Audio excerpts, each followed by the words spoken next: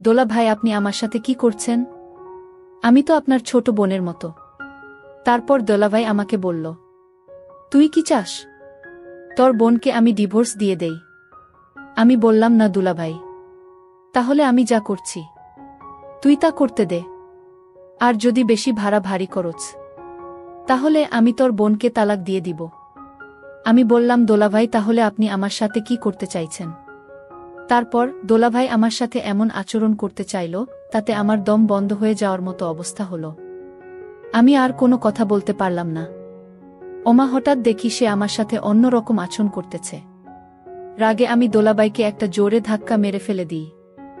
ধাক্কা মেরে ফেলে দেওয়ার পর দোলাভাই ক্ষুব্ধ হয়ে আমার সাথে যা করল তা শুনলে বন্ধুরা তোমাদের মাথা গরম হয়ে যাবে, হাটের কাজ করতে বাধ্য হবে। তাহলে চলুন বন্ধুরা, গল্পটি শুরু করি।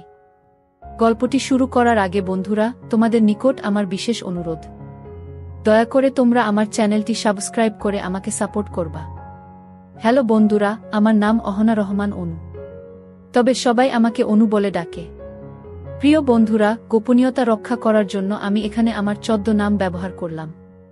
আমার গ্রামের বাড়ি রাজশাহী। আমার বাবা একটি বেসরকারি কোম্পানিতে চাকরি করে, আর মা গৃহিণী। আমার 2 ভাই 2 বোন। আমি এবারে ক্লাস 10-এ পড়ি। চাকরির কারণে বেশিরভাগ সময়ই আমার বাবা বাড়ির বাইরে থাকেন। আমার 2 ভাই, এক ভাইয়ের নাম শফিকুল, আরেক ভাইয়ের নাম রফিকুল। সবেমাত্র তারা বিদেশ গিয়েছে, তারা এখনো বিয়েশাদী করে নাই। তারা দুজনেই বিদেশ প্রবাসী। একজন থাকে দুবাই, আরেকজন থাকে মালয়েশিয়ায়। আর আমার বড় বোন, যার নাম উর্মিলা রহমান উমি, তবে সবাই তাকে উনি বলে ডাকে। সে গত বছর অনার্স ফার্স্ট ইয়ারে উঠেছে, আর আমি এই বছর এসএসসি পরীক্ষা দিব। আমরা দুজনেই দেখতে প্রায় সমান সমান হয়ে গিয়েছিলাম। আমাদের পরিবারে আমরা দুজনেই ছিলাম অনেক সুন্দরী, তবে আমার বড় বোনের চাইতে সবাই বলে আমি নাকি অনেক সুন্দরী। চোখগুলো নাকি আমার অনেক টানা টানা, আমাকে দেখতে নাকি অনেক আবেদনমা লাগে। আমার ক্লাসের বন্ধুরাও আমার দিকে মাঝে মধ্যে অপলক দৃষ্টিতে চেয়ে থাকে। তাদের চাওয়া দেখে মনে হয় আমি নিজেকে বিশ্বসুন্দরী দাবি করতে পারি। বন্ধুরা, সেটা ছিল আমার আবেগ, আমার কল্পনা। প্রতিদিন আমি স্কুলে যেতাম, স্কুল থেকে বাড়িতে ফিরতাম। খুব ভালোই চলছিল আমার দিন। হঠাৎ একদিন আমি পিছনের দিকে চেয়ে দেখি, একটি মোটরসাইকেলে করে একটি ছেলে আমার পিছু নিতে লাগল। ছেলেটিকে দেখতে অনেক হ্যান্ডসাম মনে হলো। প্রথম দিন আমি কিছু মনে করলাম না। এইভাবে 1 সপ্তাহ নাগাদ আমি ফলো করলাম। ছেলেটি আমাকে ফলো করছে, আমার সাথে কথা বলতে চাইছে, কিন্তু আমি তো তাকে চিনি না। কি করে আমি তার সাথে কথা বলবো? আর সেই বা কেন আমার পিছু পিছু ঘোরে? আমার মনের ভিতরে সন্দেহের গুড় পাক খেতে শুরু করল। 8ম দিনের মাথায় ছেলেটি একটি ফুল নিয়ে আমার জন্য দাঁড়িয়ে রইল, আর আমাকে ডাক দিল, এই যে শুনছেন, আমি আপনাকে ডাকছি। তারপর অত্যন্ত বিনয়ের সাথে আমাকে একটি ফুল দিল। ফুলটি খুবই সুন্দর ছিল। আমি বললাম, ভাইজা, আপনি কেন আমাকে ফুল দিচ্ছেন? তখন সে আমাকে বলল, আমি আপনাকে কেন ফুল দিচ্ছি? ও আচ্ছা, তাহলে শুনুন। অপরিচিত কাউকে যদি ভালো লাগে, তাহলে এই ভালো লাগাটা প্রকাশ করার জন্য সর্বপ্রথম ফুল দিয়ে প্রকাশ করায় আমার কাছে বেটার মনে হচ্ছে। আমি বললাম, ও আচ্ছা, তাই তো আমাকে আপনার কেমন লাগে? সে বলল, দুনিয়াতে তোমার মতো সুন্দর, তোমার মতো স্মার্ট, তোমার মতো হ্যান্ডসাম, তোমার মতো কিউট মেয়ে আমি আর জীবনে দেখি নাই। তখন আমি বললাম, ভাইজা, আপনি এটা কি বলছেন? আমি তো দেখতে এত সুন্দর না। আজ এ পর্যন্ত কেউ আমাকে এভাবেই প্রশংসা করল না। যাই হোক ভাইজা, তবে আপনি আমার কাছ থেকে কি চান? কেনই বা আপনি প্রতিদিন আমাকে ফলো করেন? তারপর ছেলেটি বলল, আমি আপনার কাছে কি চাই তা আপনি বুঝেন না। আমার চোখের ভাষা, আমার মনের ভাষা, আমার ঘোরাঘুরি কি বলে দেয় না আমি আপনার কাছে কি চাই? আমি বললাম, ছি ছি ভাইজা, আপনি এসব কি বলছেন? এসব করা ভালো না। তারপর ছেলেটি আমাকে বলল, শুনুন, আমি তোমাকে খারাপ কোনো কিছু বলি নাই। আমি তোমাকে শুধু এইটুকুই বলতে চাই, আমি তোমাকে ভালোবাসতে চাই। আমি তোমাকে বিয়ে করতে চাই।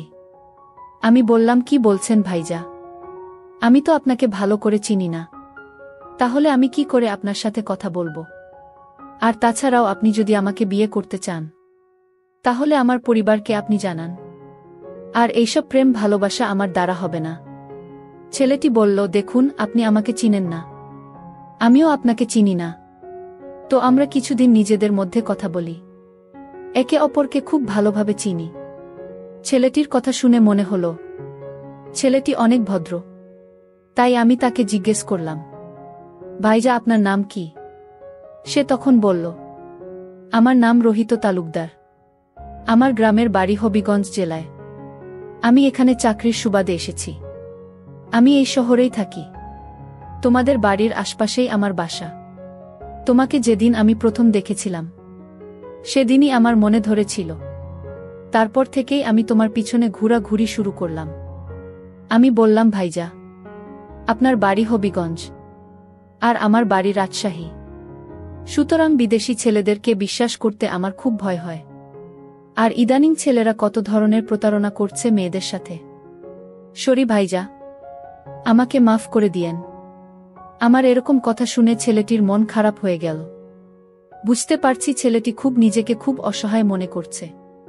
তারপর ছেলেটি চলে যেতে চাইল। তবে চলে যাওয়ার পূর্বে ছেলেটি আমাকে তার একটি কার্ড দিয়ে বলল, যদি মনে করেন যে আমি ভালো, আমি আরও অন্য 2-4টা ছেলের মতো না, তাহলে দয়া করে আমাকে এই নাম্বারে একটি কল দিবেন। আপনার কলের প্রত্যাশায় আমি রইলাম। তবে যদি আপনি আমাকে একটি কল দেন, তাহলে মনে করব দুনিয়াতে সবচেয়ে সৌভাগ্যবান ব্যক্তি আমি।